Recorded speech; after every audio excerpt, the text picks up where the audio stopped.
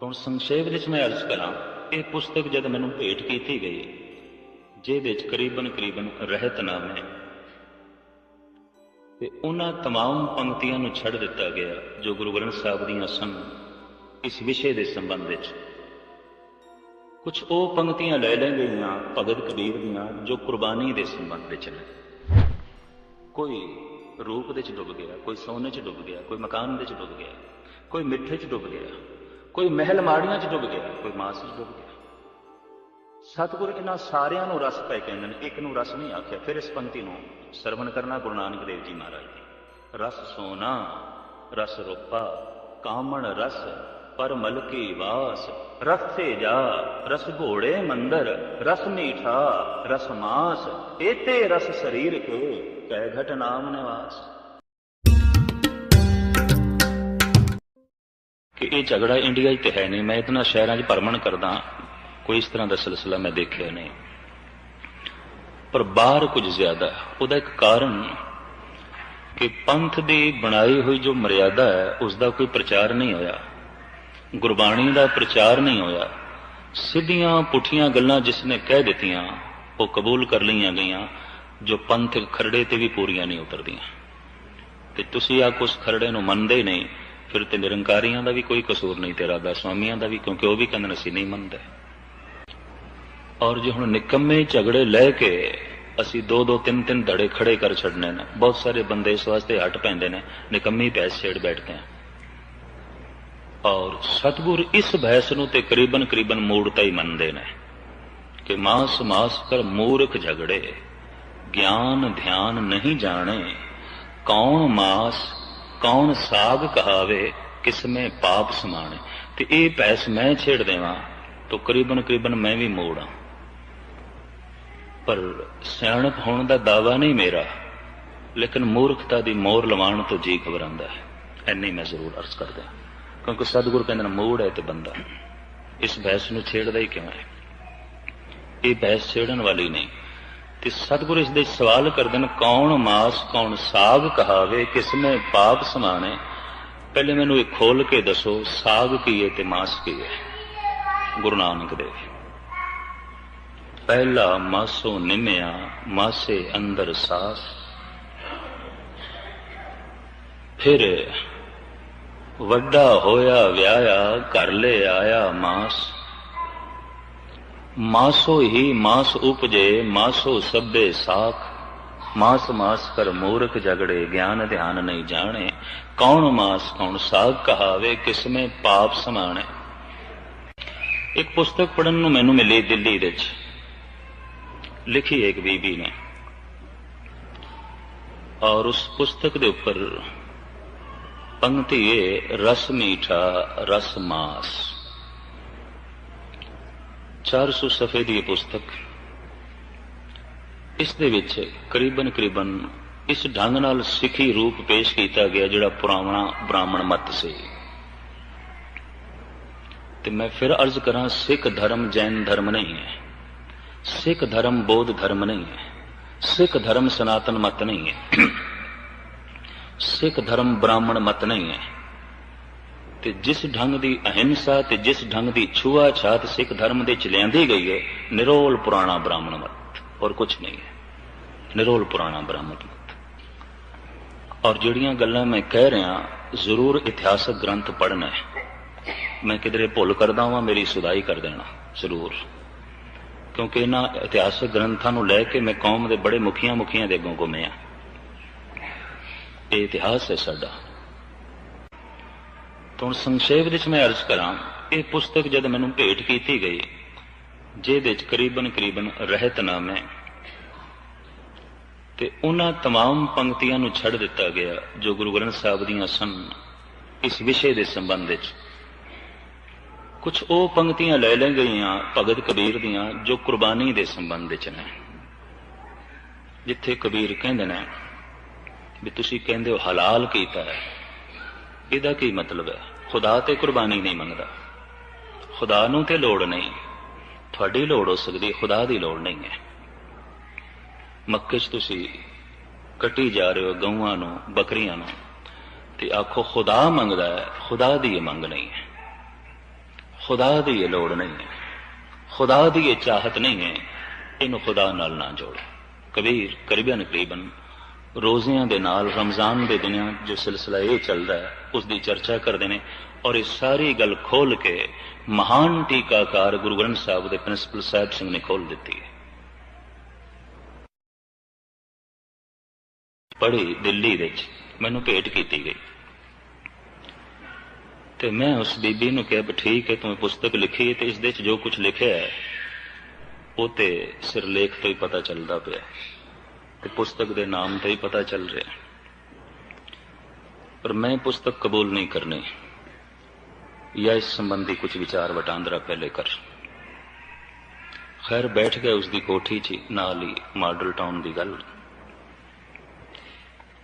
पंक्ति सिरमौर ऐसी गुरु नानक दी, रस सोना रस रूपा कामण रस पर मलकी वास, रस से जा रस घोड़े मंदर रस मीठा रस मास, एते रस शरीर के कै घट नाम निवास।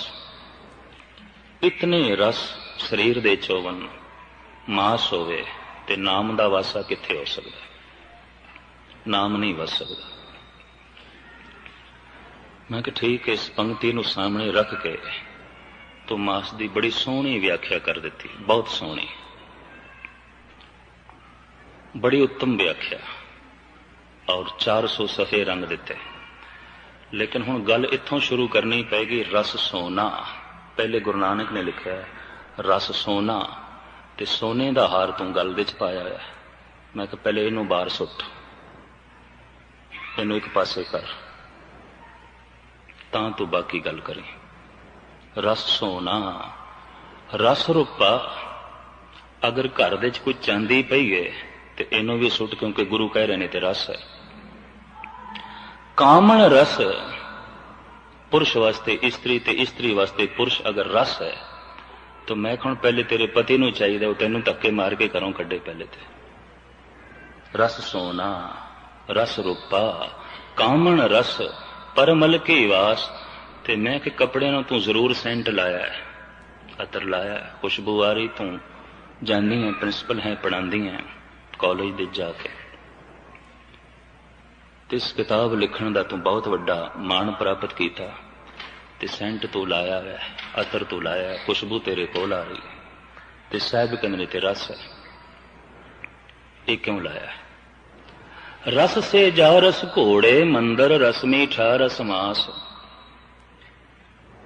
मंदर, मैं कहा बड़ी सोहनी कोठी है तेरी, इनू अग ला या ढा दे या घरों निकल, क्योंकि यह भी एक रस है। सतगुर कहते पे यह भी एक रस है।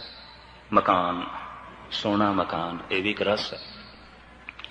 असवारी, अच्छी तो अच्छी असवारी होवे, उस जमाने च अच्छे घोड़े होंदे सन, ते जिहदे कोल बहुत वधिया घोड़ा होवे, फुलिया नहीं समांदा सी, ते अजकल वाहन बदल गए, कारां हो गई या होर कोई जरिए हो गए, ते मैं कहा यह भी तेरे कोल है, ते इनू भी बाहर सुट, भुल के भी कार ते ना बैठी।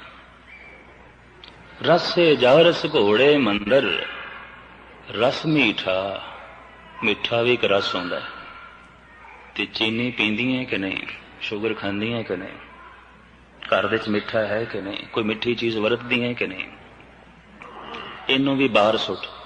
फिर रस मीठा रस मास, फिर मास एक रस है, इनू बाहर सुट। पर इस तो पहले चीनी भी बाहर सुट, कोठी नू भी अग ला, सोने का हार तू जो गल च पाया है यह भी बाहर सुट, और फिर असवारी वास्ते भी तेरे कोल कुछ नहीं होना चाहिए, तू सेंट अतर इत्यादि दियां शीशियां भी बाहर सुट, ये घर दे च नहीं होनियां चाहिए।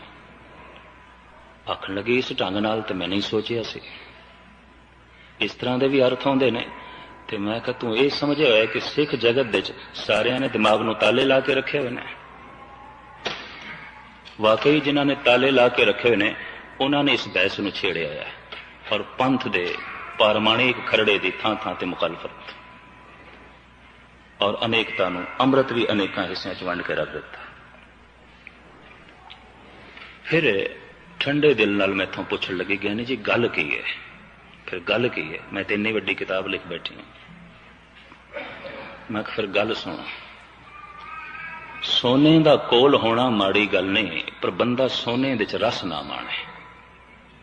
ਹੁਣ ਜਿਵੇਂ ਪੁਰਸ਼ ਸੋਨੇ ਦਾ ਅਗਰ ਕੜਾ ਪਾਈ ਫਿਰਦਾ ਹੈ ਤੇ ਰਸ ਹੈ ਉਸਦਾ, ਵਰਨਾ ਸਰਬ ਲੋਕ ਦਾ ਕੜਾ ਸਾਨੂੰ ਸਤਿਗੁਰ ਨੇ ਦਿੱਤਾ ਹੈ, ਸੋਨੇ ਦਾ ਤੇ ਨਹੀਂ ਦਿੱਤਾ। ਤੇ ਜਿੰਨੇ ਪਾਈ ਫਿਰਦੇ ਨੇ ਇਹ ਸੋਨੇ ਦਾ ਕੜਾ ਵੀ ਇੱਕ ਰਸ ਹੋ ਗਿਆ। ਸੋਨਾ ਇੱਕ ਲੋੜ ਹੋ ਸਕਦੀ ਬੰਦੇ ਦੀ, ਰੱਖੇ। ਅਗਰ ਇਸਤਰੀ ਨੇ ਕੁਝ ਪਹਿਨਿਆ ਠੀਕ ਹੈ, ਪਰ ਹੁਣ ਨਿਰਾ ਤੇ ਸੋਨਾ ਨਾ ਦਿਖਾਉਂਦੀ ਫਿਰੇ, ਤੇ ਜੇ ਦਿਖਾਉਂਦੀ ਫਿਰਦੀ ਉਹ ਰਸ ਹੈ, ਮੁਸ਼ਕਿਲ ਹੈ ਇਹ ਨਾਮ ਜਪ ਸਕੇ। ਰਸ ਨਹੀਂ ਹੋਣਾ ਚਾਹੀਦਾ।